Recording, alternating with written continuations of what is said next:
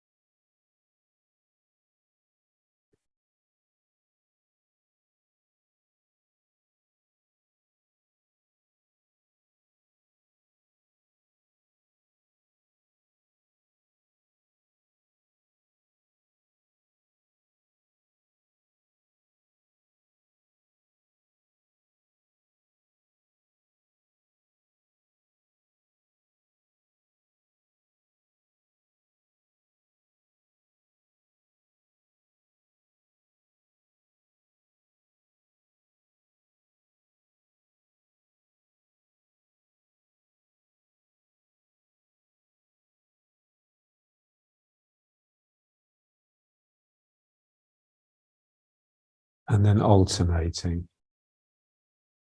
So forming a fist with one hand and a flat open hand with the other. So now we're just tightening one half of the dantian and allowing the other half to release. So going in one side and coming out the other.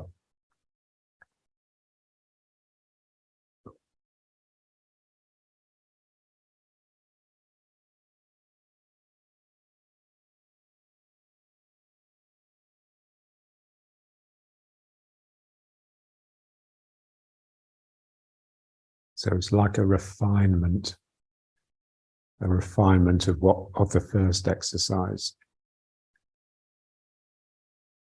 So the more parts the structure has, the more refined it is, the more fine. Assuming all those parts are well connected and operating together.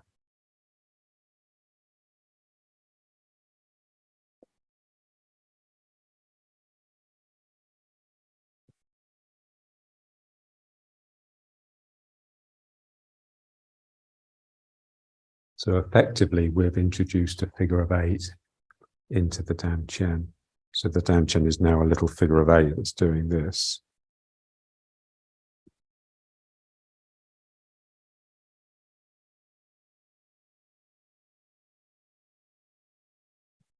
Yeah, so we want to make, we want to get out of the head mind and into the body mind, which means we have to stop conceptualizing and physicalize instead. Yeah, so I can see a Dan Chen in my mind's eye, but that's just a concept. So I have to turn it into a reality with my muscle and my body, my fascia. Yeah, so there's a real physical wriggling going on in order to turn this conceptual reality into a physical one.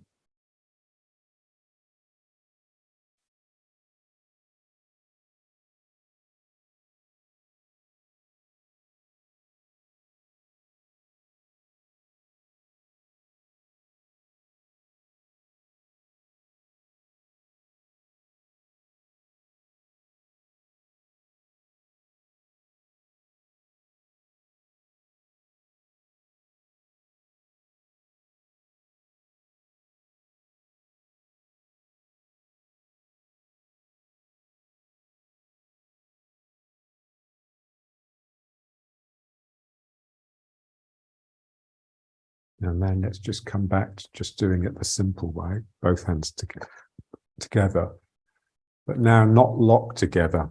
So there's always a slight sort of wriggling going on.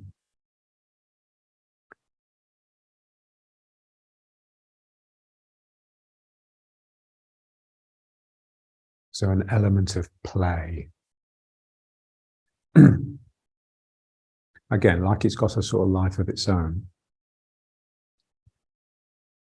So I'm being pleasantly surprised by what's actually happening because I'm not really controlling it. I'm just setting it in motion. It's what John called delight. So when you're delighted in things, it's more like you're really pleased with the surprise that you're getting, rather than pleased with yourself for having managed and controlled the situation. So you just set something in motion and then just see what it produces. This is very much John's way of working. Set up the energy and then let the energy teach you, show you the way. So here, as we pull it, we want to get the sacrum, so the part of the back from the min-meng down, rolling like this. Yeah. So as I'm pulling in, it's like it's coming in the navel, and then it drops down the plane of the sacrum, the curve of the sacrum, and then the sacrum kicks it up, and then it comes up and then back in. So there's a real circuit going on in that lower part of my spine. So pulling in.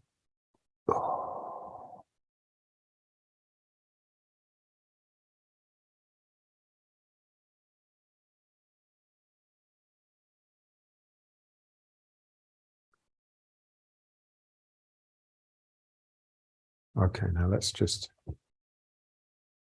let it settle down. Just feel the min-meng. So if you put your hand on your lower back, then it should be pretty much completely flat. So no lordosis whatsoever. If anything, the min-meng is squeezing backwards a little bit. So those vertebrae either side of the min-meng are sort of protruding slightly. So you've got this circuit going on in the sacrum, really. But then there's also the opposite circuit here going on in the head, which is tending to flatten out the cervical spine, the neck. You know, so John used to say that, in the old days, they used to wear the jackets with the mandarin collars, and they used to sew a button on the inside of the collar at the back, and then just try and push the neck into the back of so that it's touching that button. So this feeling that your chin, there's that wonderful picture of Chen Manqing and one of his female students pushing their chin in. Yeah, so And that just produces this circuit, a lengthening of the cervical spine that is the equivalent of the lengthening the lumbar spine with the work on the sacrum. So the spine is basically sort of symmetrical. You know, it's got the lumbar curve is symmetrical with the thoracic, with the cervical curve. And then you've got the curve of the thorax, which tends to bow back. And you've got the head doing this. You've got the sacrum doing this. Yeah. And then you've got the tail. So the little tail is like, it's part of the sacrum. So it's part of this circuit here. But it's also trying to sort of wriggle out of that. It's almost like a little creature that's trying to escape. And so my sacrum is doing this. So this sense that I'm ploughing into the ground all the time when I come into the front foot. But the tail is trying to sort of wriggle back. It's trying to escape that curve. And so that's really important. And it's like a sense of sort of mischief and just adventure, if you like. Yeah. And what John realized is that, you know, you've got the head curve here, the head circuit, which is the same as just the opposite circuit to the sacral circuit. You've got the tail that's trying to reach out of that and hook back. Yeah. But here, there's another curve here that comes up here. There's like a little tail that comes out at the top of the head. Yeah. And he was really into that. And it's almost like that you've got these two little eyes up here, they're sort of peeking around like antenna. Yeah. So that's something to just feel.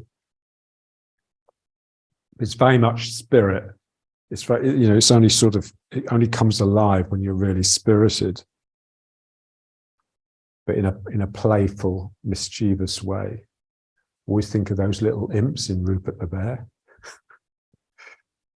You know, the ones that used to live in the trees. Okay, so let's just use the stick and just hooking the hands over the stick. You don't want there to be any tension in the arms. Just feel the elbows heavy. And you don't want this. You don't want the stick to be pulling your head forward. So you're really lifting the thymus, the upper chest, and then just start turning.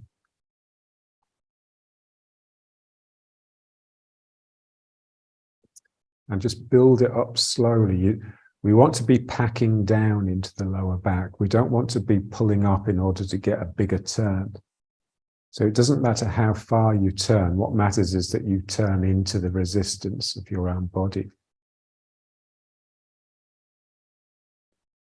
So it's very much unlike yoga. In yoga, they'll do anything they can to get a deeper stretch. Yeah.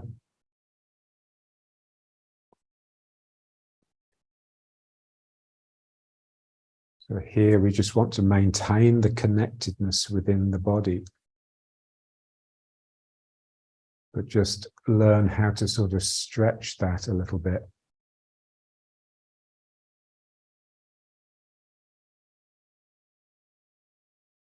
Yeah, so I'm sort of stretching a piece of elastic. I'm stretching, and then I just release the stretch and it will spring back.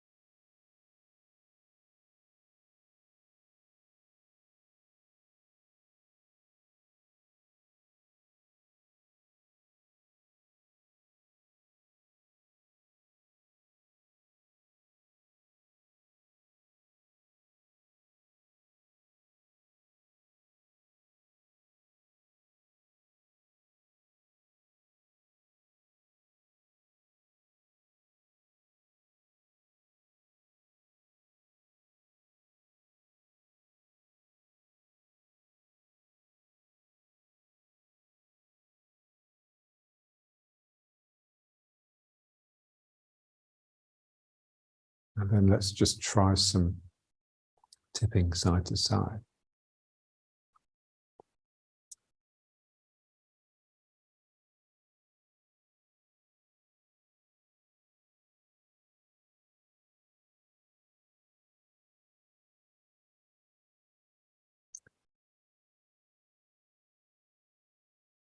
Yeah, so we're just working the body from the dantian.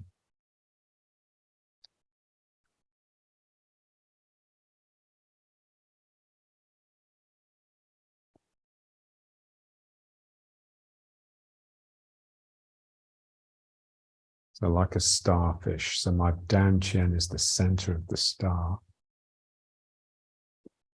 And I have all these limbs or tentacles, legs.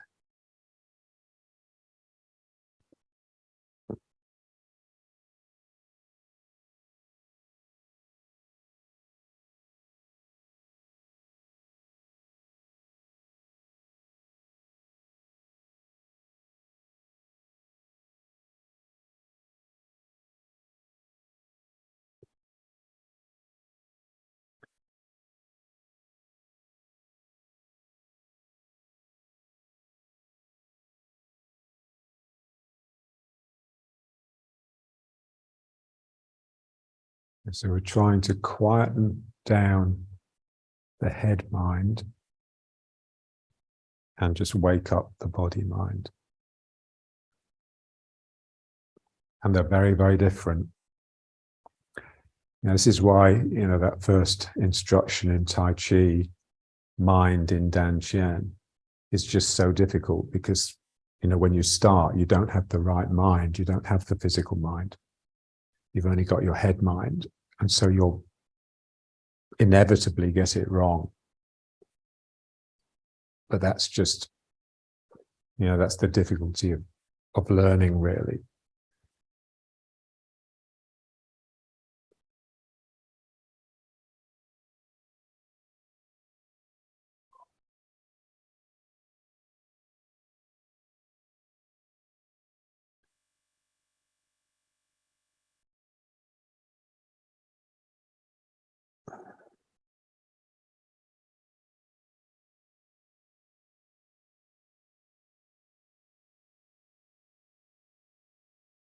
So the head quietens down.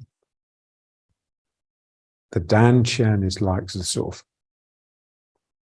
the motor and the anchor. It holds it all together and it makes it all happen. But the effort, if you like, the effort comes from the heart. So you can feel it in the chest. Oh, something in my chest. So the fight, if you like, the struggle, the physical struggle is in the heart, in the chest.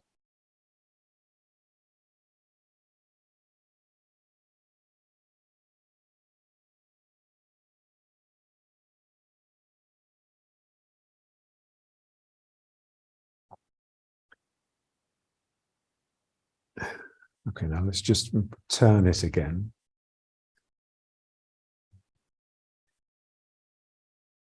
It's difficult to tell how far you're turning. I mean, when I'm meditating, I'm normally quite close to the wall, so I can tell that the second time we come to this, I'm actually turning a lot further because I hit the wall with the stick.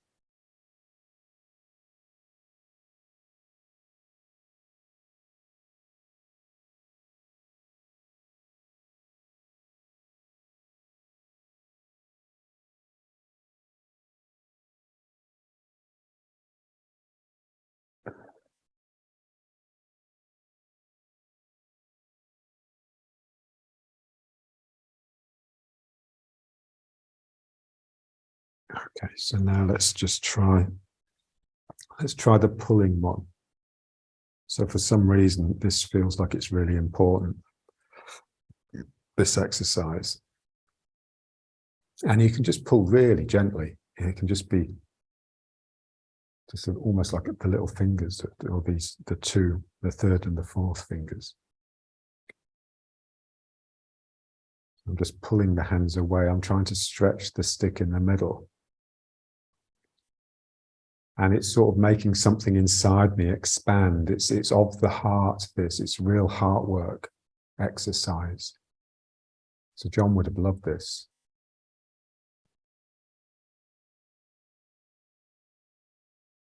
So as I'm pulling, there's a sense of breathing in. It's almost like your body is, something inside you is expanding and just sucking something in. You're filling up.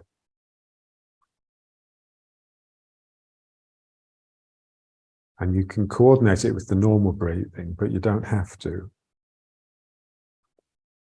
But it is interesting if you just pull and just let yourself breathe in. So even when you can't breathe in any more air, just keep the airways open. And then it's as though you're bringing more and more air in, but without expanding anymore.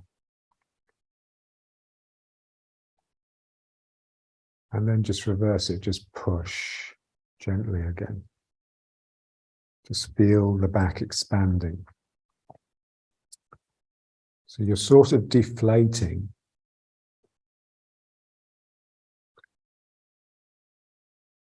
But this is very much like, sort of withdrawing the ego, just sort of bringing the self inside and under some sort of control. And then the back really comes out, like the porcupine with his quills extending.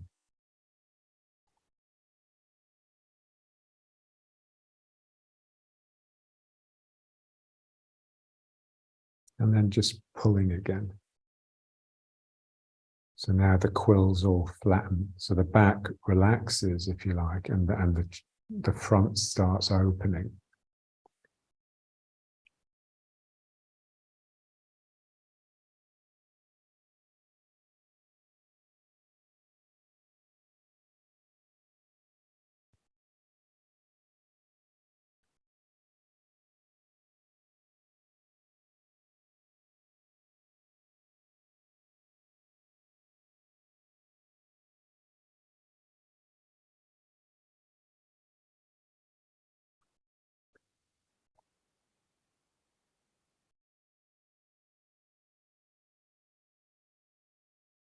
And then just pressing again.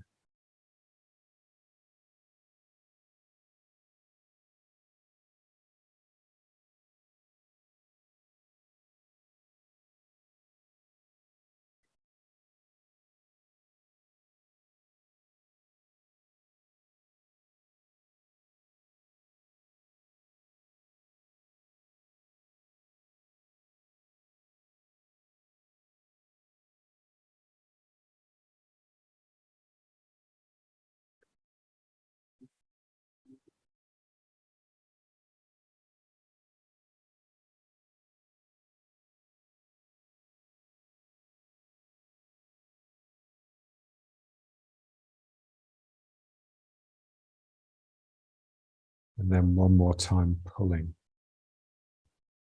So as I start the pull, I want it to be long and gentle rather than short and strong. So what I want the feeling is that as I pull, my front centers, my dantian, my heart, my third eye, they sort of open up, and it's like there's a genie inside, like a spirit inside that can just step out and just take steps forward. So something, my divine self, if you like, not my ego, my big self, myself with a capital S, steps out. And I can just project it forwards with this pull.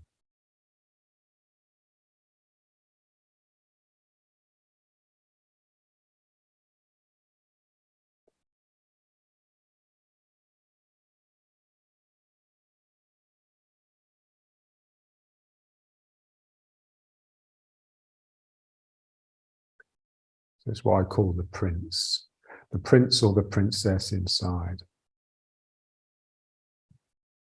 like the noble self. It's never really been developed, so it's still like it was when you were a child,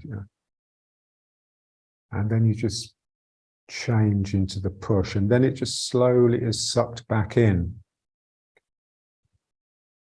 You know, the image of the genie going back into the bottle, you know, he's sort of struggling to stay out, but he gets sucked in like a stream of smoke. It's very much, you know, all these images from, especially from children's stories, they're real. We can use them.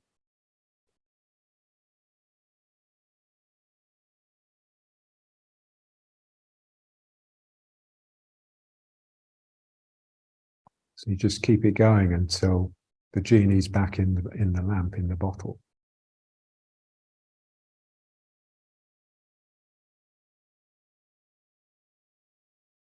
And you can really feel the three centers. You know, they're strong. They're all, and if anything, you know, the head one is the strongest, but it's so mixed up with ego that we just really need to just learn to quieten that down, to really get into the body mind before we can start working on the head center.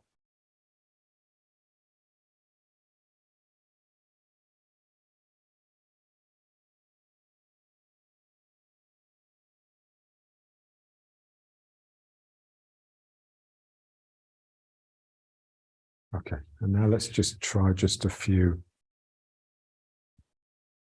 So just opening the shoulders.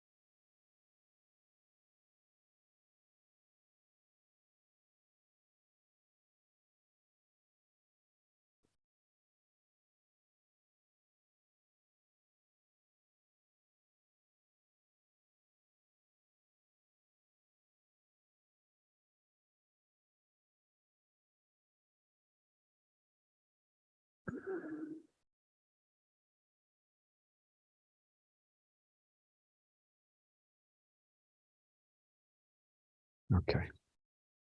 And now just to finish, just a few of these where we just pedal. Yeah, so this is actually really important, this one. I know it's difficult and it's a pain, but, and just feel the effort that's controlling the legs is in very much in your belly, you know, rather than the leg. So the belly pulls the leg up and the knee towards your chest.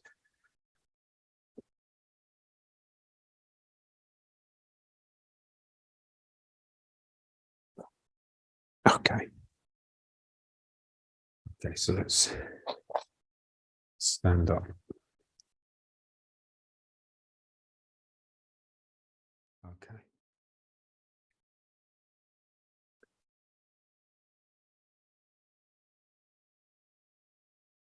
Again, just put the hand on the lower back, and it should feel, you know, not much different than how it felt when we were sitting. So this is what we would like. We'd like to have a lumbar spine that is the same as when we sit. It hasn't become corrupted by the standing process. Yeah, so it's just really difficult. Yesterday I saw like a kid, a toddler, walking along, you know, the way they have the big paunch stuck out and the bum stuck out.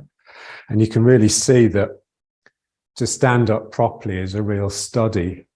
And it's something that one should acquire over quite a long time. It's not something that you get the first day you stand up. But of course, there's no instruction. You know, we really do live in ignorant times, yeah. And so, and the same with the breathing, you know, that first breath that we take in when we come out of the womb, you know, the pain and the terror that's associated with it just then sets up this tense breathing for the rest of our lives. So in the same way that, you know, you'd try and find a breathing master. So I've got a student and she's got doing this breathing yoga. You know, we should really, that's basically what Tai Chi is you're finding a standing master that can teach you how to stand up properly. And so really just allowing the lower back to sort of just flatten out and allowing this curve, this circuit in the sacral area. So that my sacrum is always going down through the legs and into the ground. I'm not sticking my bum out and settling on top of the leg with my tail pointing back like this. My tail is really reaching down.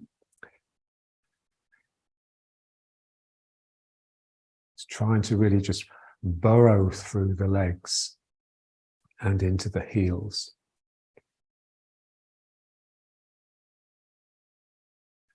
And there's a real sense that the dantian is withdrawing backwards. You know, so normally, like with toddlers, their belly is forwards. You know, they say it's because their belly muscles, they develop quite late in the infant. Yeah.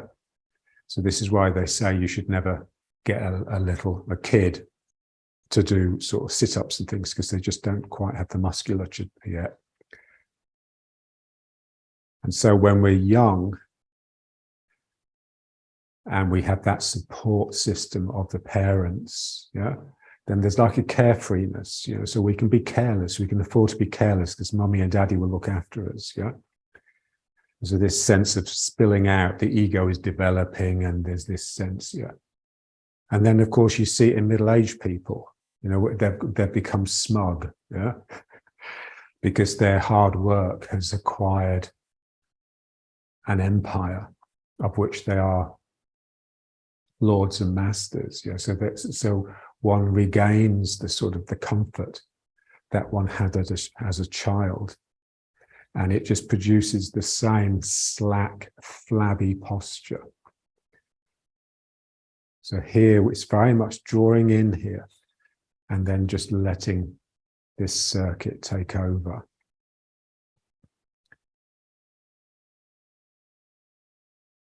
Okay, and now let's just, so this exercise, you know, with the breathing exercise where we're just getting the spine to breathe, it's this that slowly over time gets the lower back to soften and flex so that we can actually keep the bum in. Because until the lower back has learnt to be flexible, the bum will always stick out. Or if it's not, you have to be leaning back so much with the upper back that you're basically falling over all the time. So I'm just drawing in.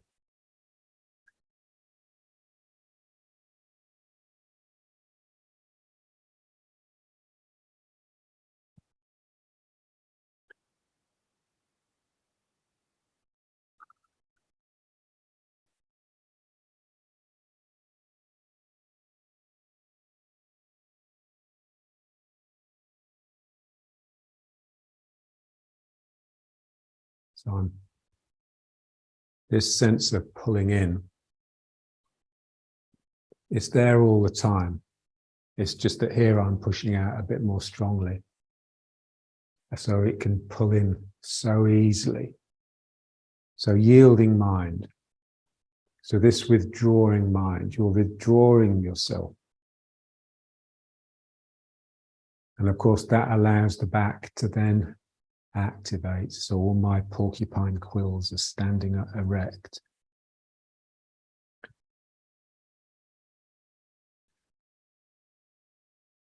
And then just feeling the two minds. So obviously part of my mind is withdrawing and tightening and clenching.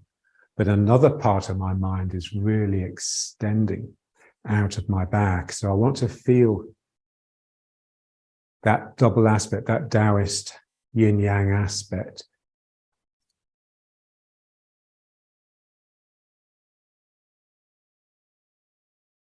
Yeah, so this is like withdrawing the small self, the ego, but extending the big self through those quills on my back.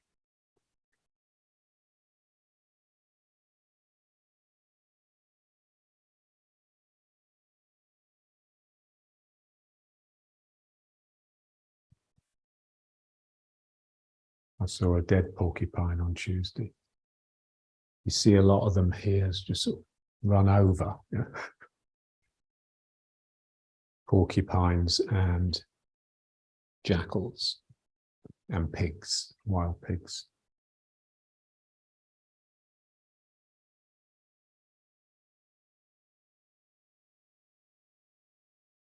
A friend of mine, where Ty lives, he hit a pig in the dark, and it completely wrote off his car. Of course, it wrote off the pig as well. But they're big things, big creatures.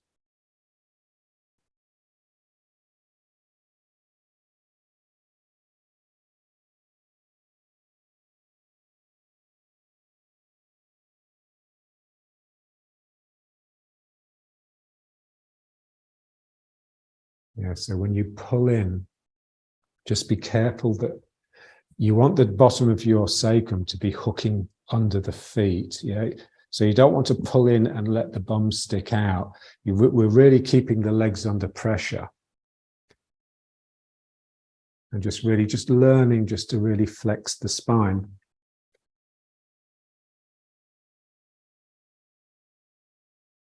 Yeah, so just getting possibility in the spine really. So here, I want this feeling that this part of my thighs are just extensions of my spine.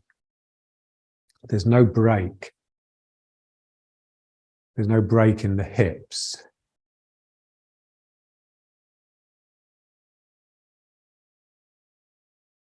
Yeah, so we're getting rid of the S in the spine, the S shape, and just allowing the legs to be the bottom of the S.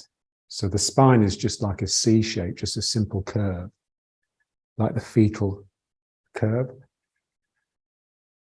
So like this, and then the legs are just the bottom, the bottom of the S.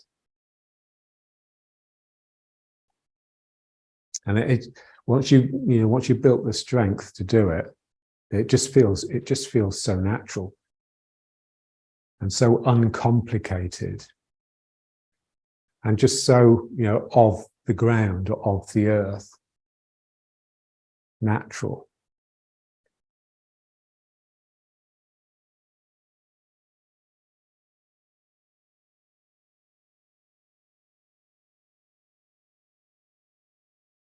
And then let's just try this alternating.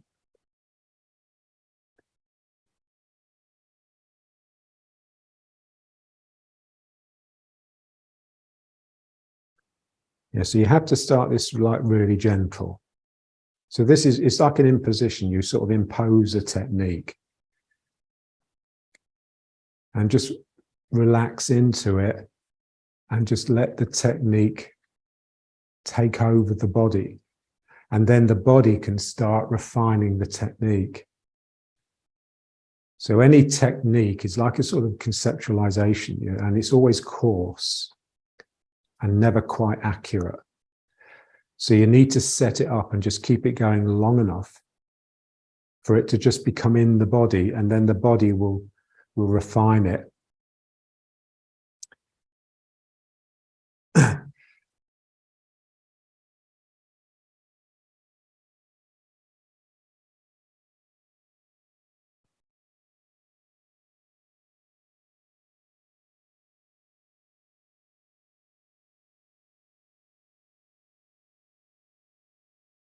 All the time sinking, all the time getting into the legs. If you're in the legs, then the head will shut up. If the head is thinking to itself, then you're not in your legs.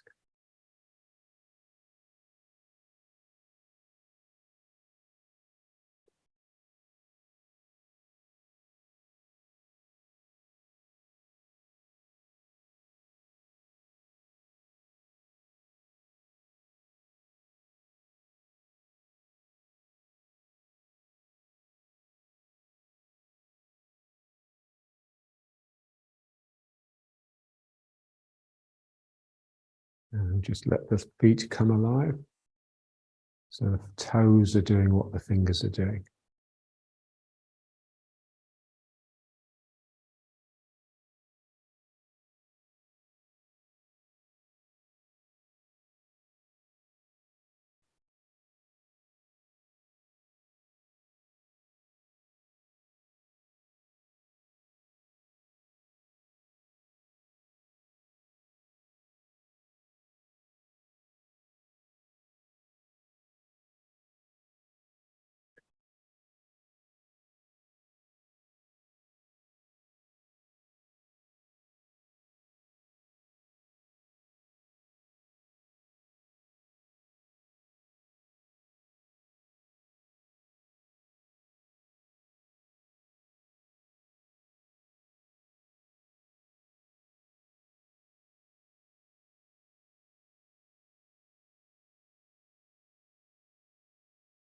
Yeah, so just basically, it just becomes the figure of 8 exercise, but very naturally.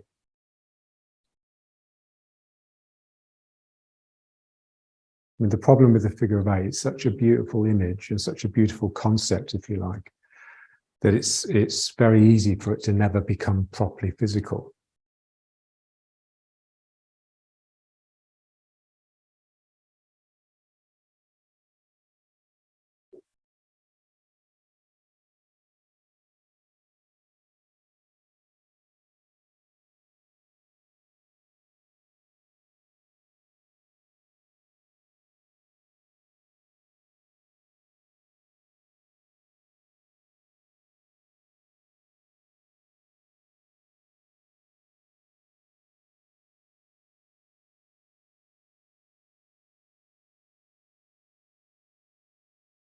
And then just, now it just segues into the first warm-up exercise, but, doing it our way, which is the hand that goes behind becomes a fist, striking the min mang very lightly.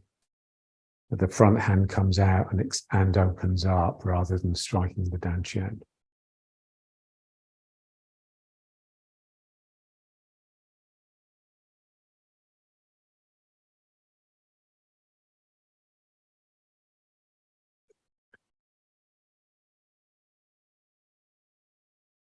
And you're just really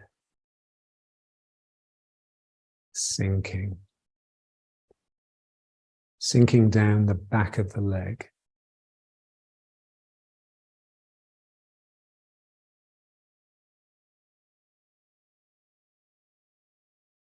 So you have to get a real sensitivity in your sacrum. So it's the part of the body that we tend to be really unaware of, partly because we don't see it. But we want to feel the two sides of the sacrum, almost like there's tiny little feet coming out of either side of this triangle. And here I'm just getting this foot just to touch the ground. So it goes into my real foot. And then here, this one just extends down.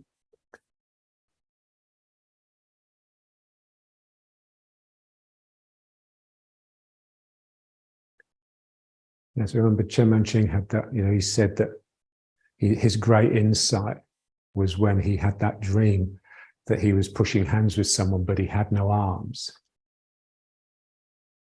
So it's a bit like that, but here we have a dream, but we have no legs. That's what John called penguin tai chi. So my foot is just how low can I get? Can I really get that side of the sacrum really connecting to the ground, and then this side of the sacrum down here? So there's no end to the amount of sinking, physical sinking, that we actually really need.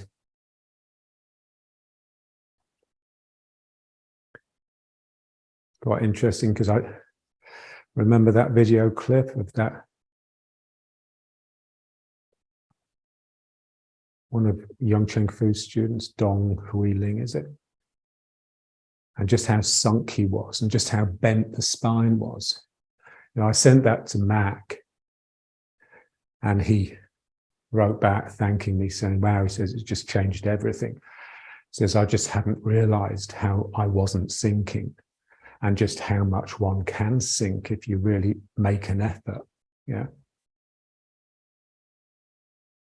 But you can't sink with a normal bum stuck out spine because that has to sit on the legs. We really need to just make the spine just a simple curve, because then it can really get down into the leg. Yeah? And then the leg can do it. It's another thing Max said. He says, it's strange because I'm sinking much lower than I was, but my knees don't hurt anymore. Yeah. So somehow if you can get through the leg, then the strain is not so much on the knee anymore. You know, the knee, if you like, is like the weak link in the body. So all the old people that I deal with, they have problems with their knees. That's the main thing. And then, of course, when those problems become too great, they can no longer move around, and that's really when they die, really, when they're no longer capable of moving around the apartment. So here, so the difficulty with coming into the leg like this is that we tend to do this. We tend to lean over the leg. Then you can see my tail is sticking back here. But I want my tail to be trying to get into the heel of the foot I'm coming into. So I want this real sense that my sacrum and my tail are really pointing at that heel. Yeah. So this,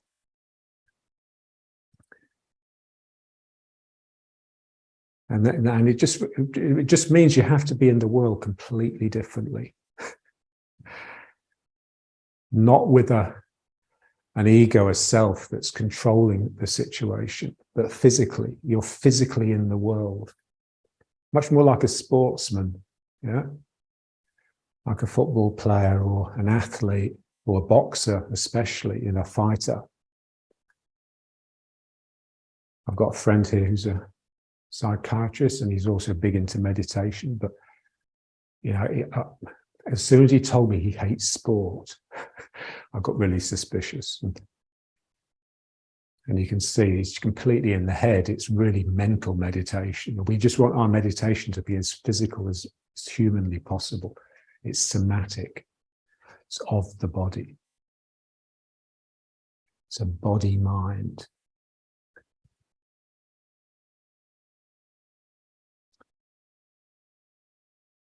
Okay.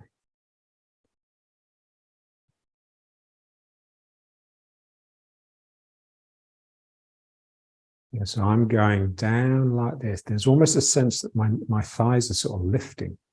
It's weird. Or like the knees are lifting.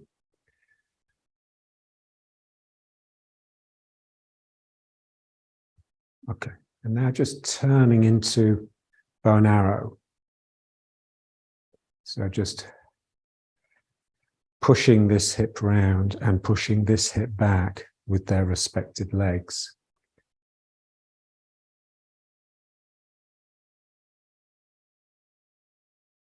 Again, just trying to relax the sacrum and just let it spring back, and then here. So just try your best to maintain the width that you have across the hips.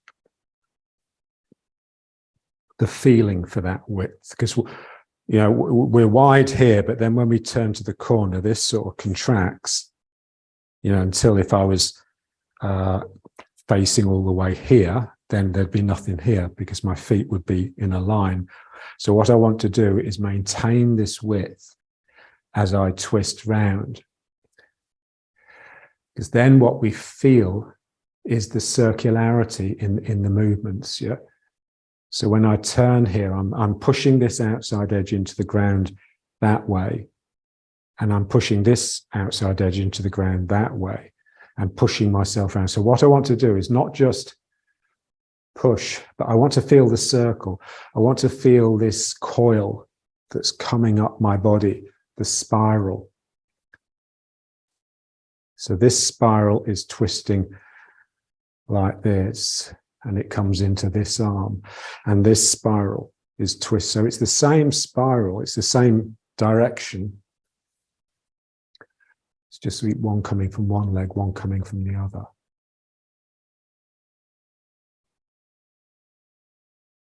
And then just let that relax back. So I really want to feel the turn and feel the circularity of the turn.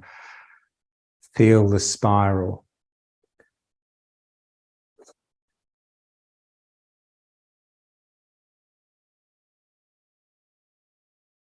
And feel the equilibrium. The two legs equilibrate. So this posture is really sprung. You know, it can spring up and down, but particularly it can spring side to side. And then just relax it back. And then again, I'm using the leg to produce a turn rather than a simple movement to the side.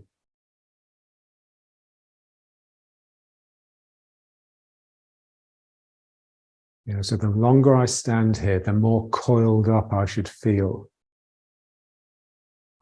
So something inside me is having to it's like a snake, like a constrictor that's squeezing around you. So something inside you has to remain really sort of centered and tough to fight against these coils.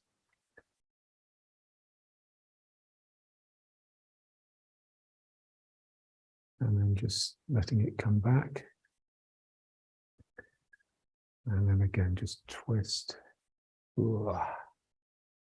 So the important one is really the front foot, is because we're not used to using it like this. So just really using the front foot to push my hip backwards effectively. But really it's around like this. I'm pushing it along the coil. And it's coming out of this hand.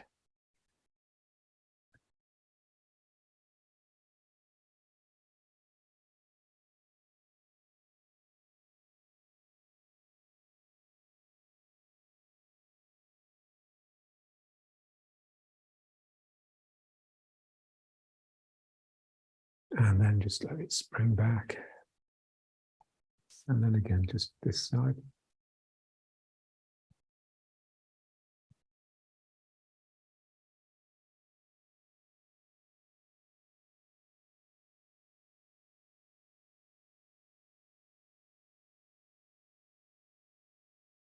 Yeah, so it's a great exercise, this. So we want to just feel, just how good it feels having the front foot of bow and arrow angled in rather than pointing forwards. Yeah, because when it's pointing forwards, you get too much linear coming off tangentially to the circle. So we just want to work with the toes really coming in like this to just encourage the circles.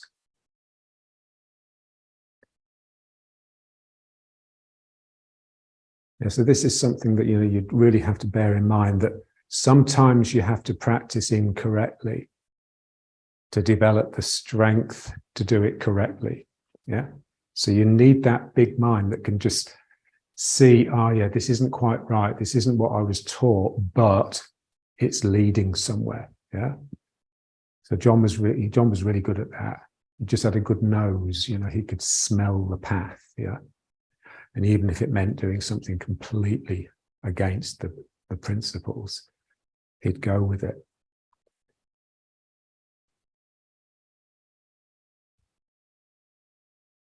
So I should really feel this like a whirlpool. Like the longer I stay here, the more. John called it the maelstrom. Yeah, it was always dramatic.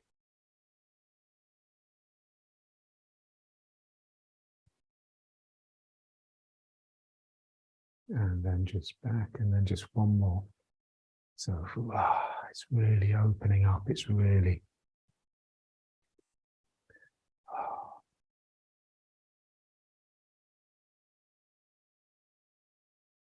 Yeah, so this side of my sacrum is reaching into this heel, but this side of my sacrum is reaching into this heel.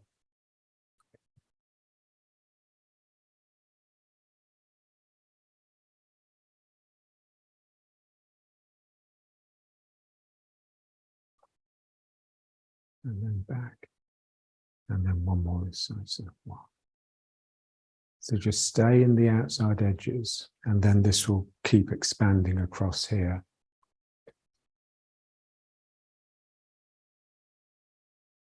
And just feel this leg coming into this hand.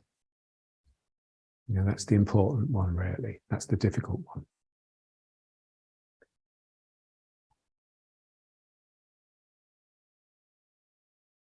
Yeah, so if you just dig into the outside edge a bit, if you just sort of squeeze, so just use the thigh muscles just to squeeze into the ground, then you can activate the opposite hand. And the same here. If I just push this knee back and just squeeze the outside edge into the ground, then I can just feel the energy coming into the opposite hand.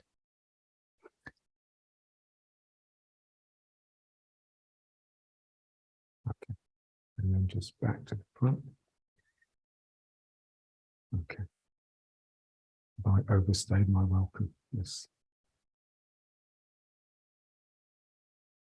Okay, so again, just reconnect to the ground. You know, whenever we do anything, we come up. And so we just have to retrieve the sinking. Dantian is withdrawing.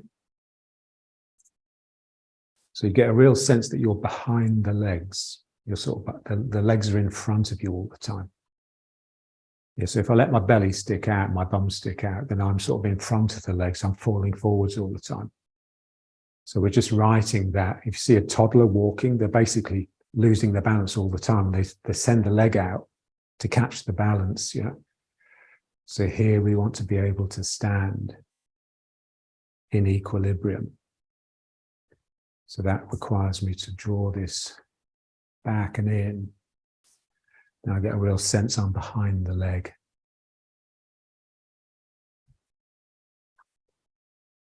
Okay, so now let's just bring it up. And again, just straightening the legs, but without losing that sense of being behind them.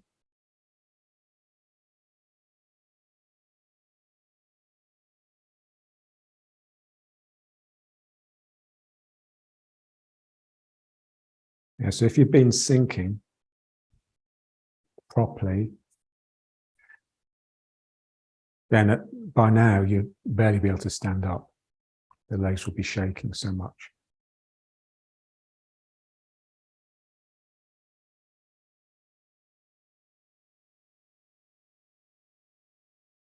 So this is, we just need to work hard enough to reach that point of the body really coming alive in that trembly way. And then just acquire the taste for that, just to realize, it's like a natural wisdom that just realizes this is the place to be. I know it's uncomfortable. I know it's difficult.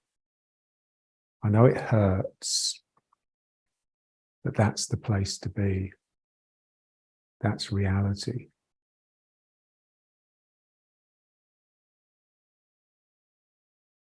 So that's basically what we look for each practice session.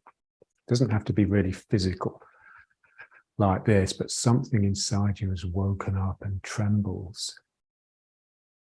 Something inside you suffers. Yeah.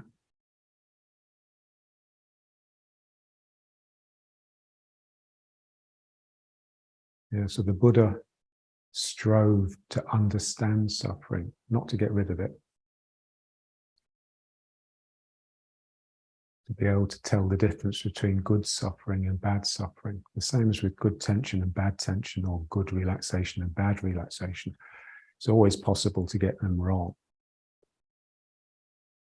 So basically, bad relaxation is a relaxation that loses the thread.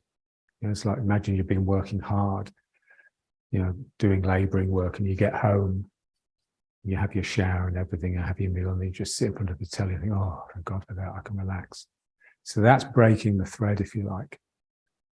So something inside you just stays with, you're catching, you've got that thread in your dantian. Your dantian is like a fist that's holding on to this thread. This is why we need that slight tension there. It's like a vigilant tension, a readiness, ready to spring into action.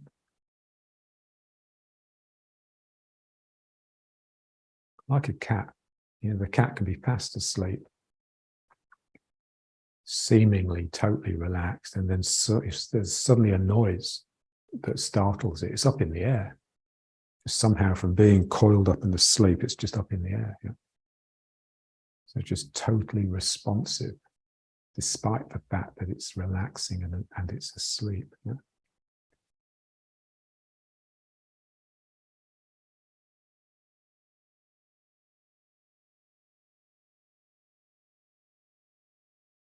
Okay, so let's leave it.